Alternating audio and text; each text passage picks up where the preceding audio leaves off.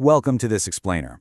Today, we're unpacking a story that takes the most mundane thing in the world, a late-night commute, and turns it into an absolute psychological nightmare.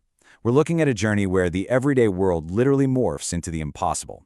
So get comfortable, maybe turn down the lights a bit, and let's dive into this terrifying ride. So, have you ever fallen asleep on a bus only to wake up to a completely different reality? We've all been there, right? You're completely drained, you close your eyes on public transit for just a second, and when you open them, you're just a little disoriented. But what if the reality you wake up to defies every single law of nature? We're skipping our usual agenda today, because I really want you to experience this mystery exactly as our protagonist, Tushar, did, with zero warning of what's lurking just around the corner. To really get the horror here, we first have to put ourselves in Tushar's shoes. It's super late. He's been delayed at the office by this torrential downpour. Picture him running through wet streets, lightning flashing overhead, thunder booming, just desperately trying to catch the absolute last bus home. And he barely makes it.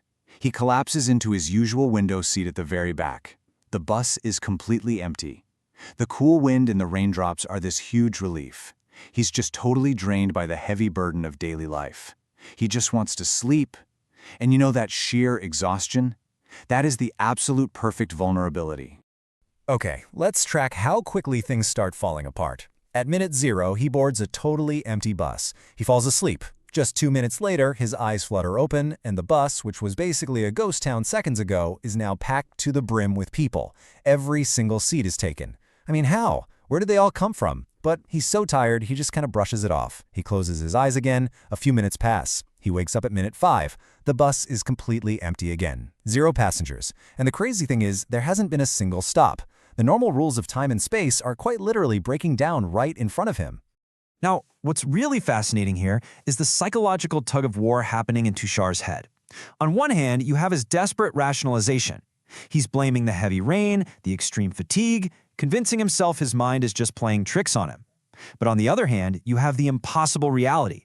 A massive crowd absolutely cannot materialize and then vanish into thin air while the bus is moving. But, well, our brains crave logic, don't they? Tushar chooses to believe he's just overtired, which effectively blinds him to the very real danger he's actually in. Moving right along to Part 1, The Impossible Passengers and the Old Man.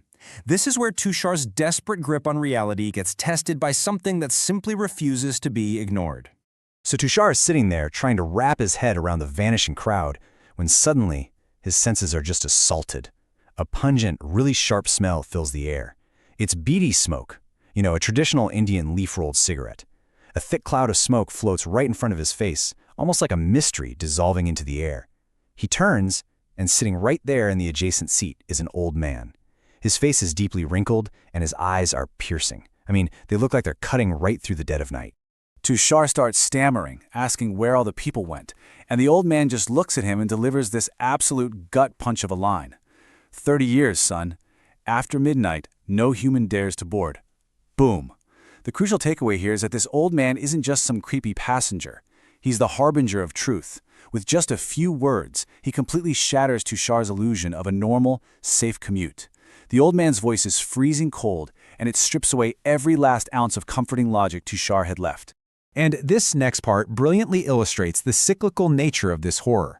The old man starts telling a story. He says exactly 1 year ago, on a rainy night just like this one, he was on this very same bus. It was empty.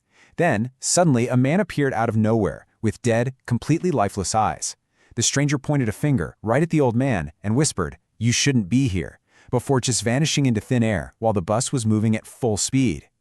Think about those parallels: the rain, the empty bus, the sudden appearance and disappearance of impossible passengers. The old man is describing exactly what Tushar is experiencing right in that moment. But what does Tushar actually do? Well, he does what most of us would probably do when we're in deep, deep denial. He just laughs it off internally. He tells himself it's total nonsense, just an old man making up spooky campfire stories to pass the time. He literally tells himself to stop overthinking, blames his exhaustion again, rests his head, and stubbornly falls back asleep. Actually, let's be real. His desperate reliance on rationality has now become his absolute biggest vulnerability. Okay, let's dive into the climax of this explainer. Section 2, The Newspaper Phantom. because when Tushar wakes up just 5 minutes later, things go from unsettling to downright terrifying. Tushar wakes up. The silence on the bus now feels incredibly heavy. He looks over to his side. The old man? Completely gone. The smell of the smoke? Gone. It's almost as if he was never even there. But Tushar looks forward, and this exact question pops into his mind. Who on earth reads a newspaper in a dark, empty bus at 1 in the morning?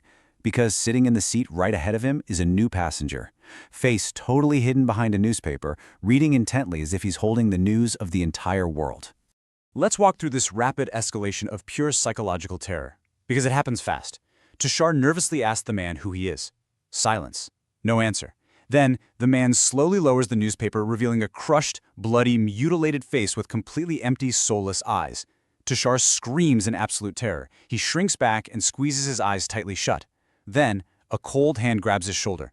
Tushar opens his eyes, bracing himself, and the guy's totally fine. No blood, no wounds. He's just smiling this gentle, helpful smile, offering Tushar water, asking why he's so scared, and then delivers a cryptic warning. That massive visual shift from a bloody corpse to a smiling stranger? That is specifically meant to completely break Tushar's mind. The man says this next part with a smile, but his voice freezes Tushar's blood. Strange things happen in this bus at night. If you see something, forget it. Don't stay here.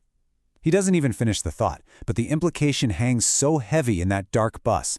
Despite looking completely normal now, this warning confirms that whatever reality Tushar stepped into when he boarded, it is a deadly one for sure. So panic fully sets in now. Tushar grabs the water bottle with shaking hands and bolts to the door of the bus to splash his face. He takes a deep breath, wipes the water away, and looks back at his seat. The smiling man is gone, just vanished.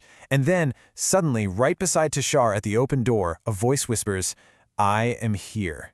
It's the man. And before Tushar can even react, the bus accelerates, and the man just hurls himself out of the moving bus. Tushar hears a sickening, incredibly loud crash and a horrifying scream from outside. Which brings us to part 3, the horrific final reveal. The nightmare inside the bus might be over, but the true horror is just about to be exposed. Tushar's heart is just pounding out of his chest at this point. It is definitely time to run. Miraculously, a bus stop finally appears. He doesn't even wait for a complete stop, he just leaps out into the pouring storm. He stands there on the pavement, completely soaked to the bone, shivering, watching the bus slowly pull away into the darkness. And for one brief, fleeting second, he thinks he's safe. He actually thinks he escaped. But as the bus moves past him under the dim streetlights, its illusion finally drops. All night, Tushar thought he was on a normal, quiet city bus. But as he looks at the vehicle pulling away, he sees its true form. It is a half-burnt, completely destroyed wreck. It looks exactly like it was involved in some horrific, fatal accident. And it is not empty. It is packed completely full of dead people. He was riding a literal ghost ship of the damned this entire time. As this ruined, charred shell of a bus slowly rolls past him, Tushar looks into the broken windows. And all the dead passengers? They are staring right back at him. And right there among the crowd is the old man with those piercing eyes, and right next to him, the man with the newspaper, offering Tushar one last, subtle, absolutely terrifying smile as he disappears into the stormy night. Tushar literally stops breathing, standing completely frozen in the rain until the bus vanishes into the dark. So as we wrap up, I want to leave you with this thought. We all rely so heavily on our daily routines, right?